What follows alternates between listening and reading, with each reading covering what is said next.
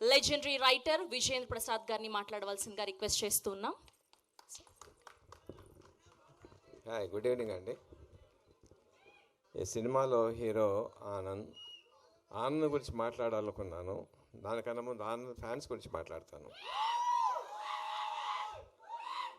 Power star Pawan Kalyan ఫ్యాన్స్లో ఏ జోష్ ఉందో ఆ జోష్ మీలో కనిపించింది. Keep it up. Sir Rajesh గారు,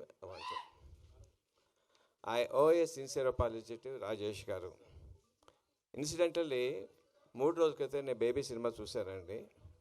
దాంట్లో ఈ అద్భుతమైనటువంటి the performances of Anand costar, I was mesmerised. ఏం అద్భుతంగా స్క్రిప్ట్ రాశారో, ఏం అద్భుతంగా పర్ఫార్మెన్స్ తీసుకున్నారో. I sincerely owe my apology, appreciation. God bless you. Uday నా దగ్గర పనిచేశాడండి. I know his talent.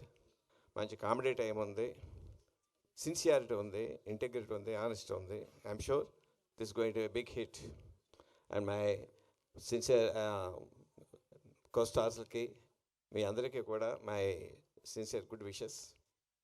ఈ cinema Gam gum Ganesh title కదా. ఇప్పుడు ఎలక్షన్స్లో తెలంగాణలో 72% అది వచ్చింది, ఆంధ్రలో 81% వచ్చింది. ఈ సినిమా బయట 100% వ్యూయింగ్ రావాలి.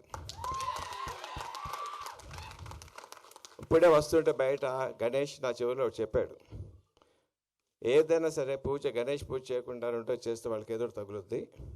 యూత్ ఎవడన్నా సరే ఈ సినిమా చూడకుండా ఏ అమ్మాయి కన్నా ప్రపోజ్ చేస్తే వాళ్ళు అప్ప పగులుద్ది. All the best. Thank you sir, thank you so much. That was a crazy speech.